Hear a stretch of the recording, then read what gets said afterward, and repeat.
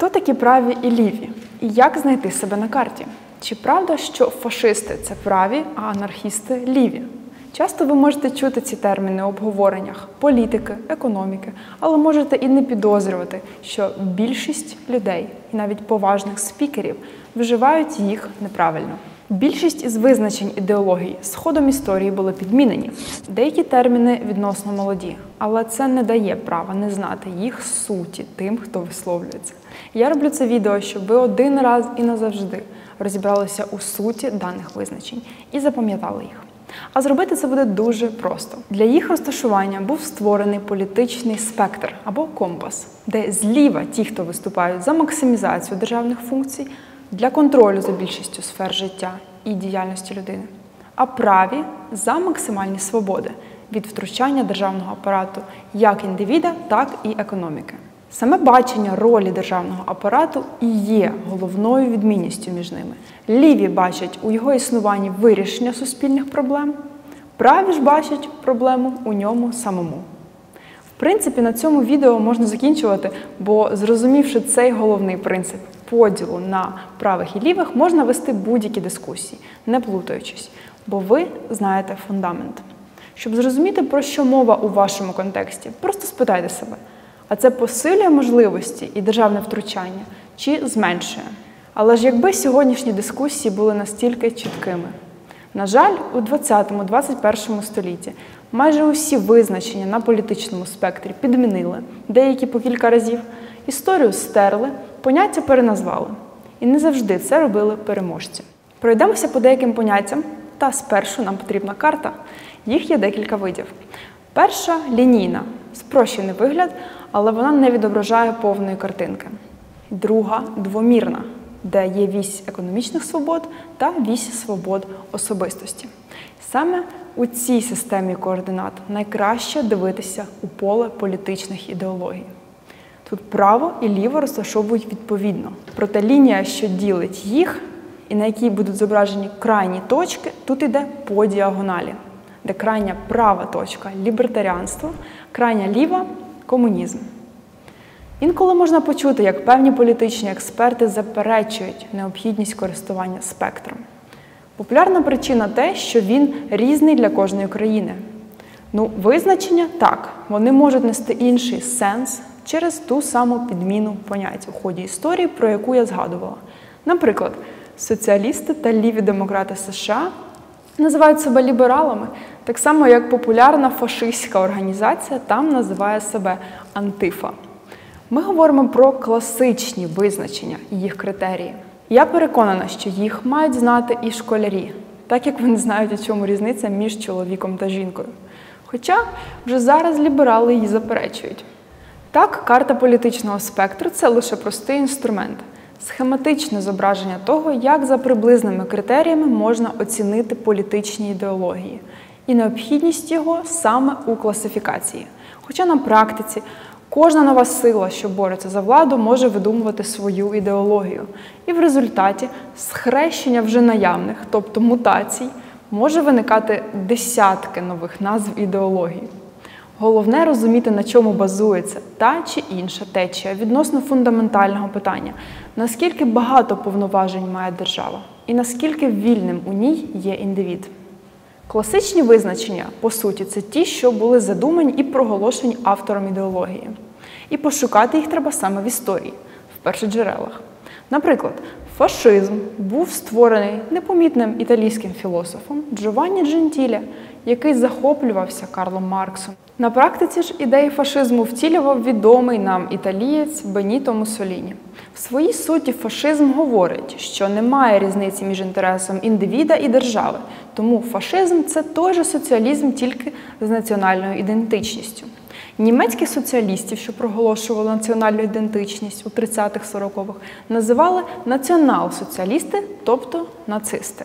Але зараз, століття по тому, творіння послідовника Карла Маркса люди хибно називають радикально правою ідеологією. Анархізм, у свою чергу, може бути як лівим, так і правим. Анархісти бачать державу як ворога, що завжди примушує людей підкорятися силою і проголошують свою місію протистояти цьому устрою. Але якщо праві анархісти сповідують принцип не нападати першими, будуть уникати контактів з державою і захищатися від її тиску, при цьому поважаючи приватну власність, то ліві анархісти вважають нормальним боротися з державою її ж методами, практикуючи колективізм, насилля, по відношенню в тому числі і до інших членів суспільства. Боротьба між лівими і правими – це те саме, що боротьба свободи проти насилля, добровільного вибору проти примусу. Чудово видно різницю між правим і лівим дискусом, якщо знати їх тригери. Лівим властиві такі теми, як рівність, квоти, контроль, теми про расове, гендерне питання, соціальну справедливість, контроль, державне забезпечення, захист і так далі. Зрозуміти, що перед вами правий, можна по таким словам, як індивід, власність, невтручання, вільний ринок, свобода вибору. Подивившись у сутність цих словосполучень, що зараз часто беруть для хештегів, ви можете прослідкувати рису, у якій полягає ще одна фундаментальна різниця між лівими і правими. Це питання, хто перерозподіляє блага і має право втручатися в приватне життя.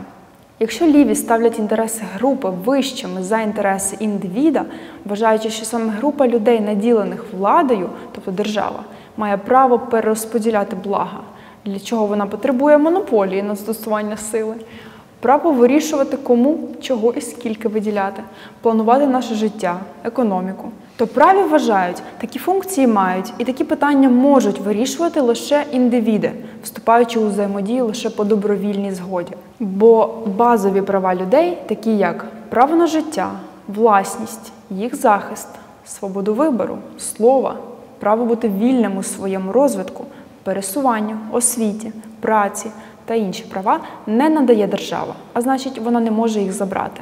Вона лише визнає їх, бо індивід має ці права від природи. Усі люди влаштовані таким чином, що ми різні, тому бути вільним – базова умова, щоб проявляти свою індивідуальність. Але відтінків на карті дуже багато, і вони відображають бачення кожної політичної течії в тому, настільки багато повноважень має бути у держави. На різноманітних сайтах можна знайти тести для визначення себе на політичному спектрі.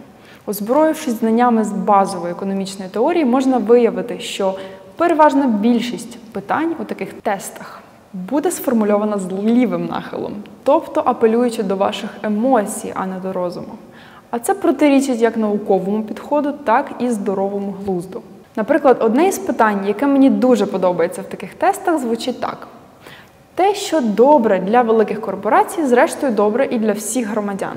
Розумію маніпулятивність такого формулювання, тому відповідаю на нього так. Бо взяти, наприклад, податки – улюблену тему соціалістів.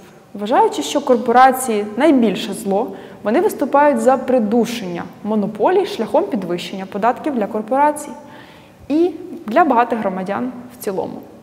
Праві ж виступають за інший підхід, бо при однакових податках для усіх багаті громадяни і компанії платять більше, бо споживають більше. А от після придушення податками, замість того, щоб розвиватися, йдуть в тінь або стають заручниками тих, хто створює системний тиск, приймаючи участь у корупції з державою.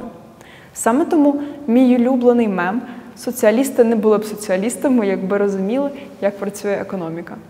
Тому будьте обережні, користуючись компасом, щоб раптом не опинитися десь серед ліволібералів, будучи правим консерватором. І наостанок, важливо зрозуміти, що ваші особисті відчуття світу і політика – це різні речі. Персонально ви можете бути віруючою людиною, консервативною жінкою, що розділяє традиційні сімейні цінності, як я. Але при тому вважати, що держава не повинна мати до цього діла і бути лібертаріанцем, знову ж, як я. Бо часто люди вважають себе лівими лише тому, що вони нетрадиційної орієнтації або вірять у кінець світу через катаклізм після зміни клімату. Та якщо ви у щось вірите, проте не вважаєте, що держава має змушувати вірити у це інших людей, ви не лівий.